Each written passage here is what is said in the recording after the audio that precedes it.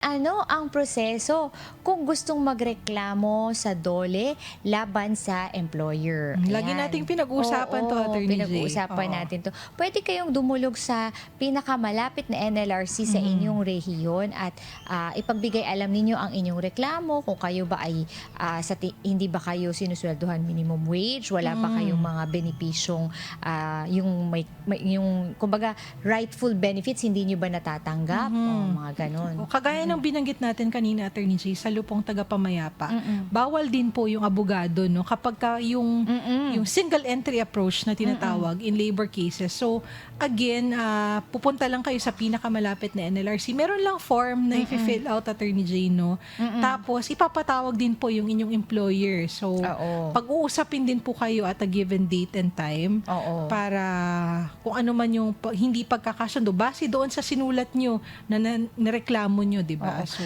Oo, but to save you time and effort, mas maiging kumonsulta na kayo ng abogado before pa yes. kayo dumulog sa NLRC para Hindi nyo alam lang niyo. isasama. Oo, kumonsulta kayo kung ito bang inyong reklamo naaayon ba sa batas, ito ba ay provided for by law, meron ba kayong reprieve na pwedeng makuha or relief sa NLRC, talaga bang mali ang inyong employer, 'di ba?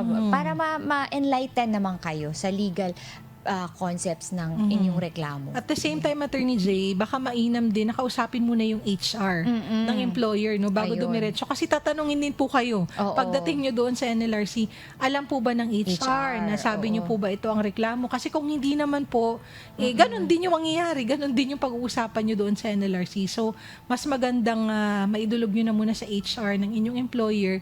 And then may ebidensya pa kayo na dinulog ko po pero talagang hindi naman po inaksyonan ng aking employer. Then you can use that as evidence when you go to the NLRC to file a labor complaint.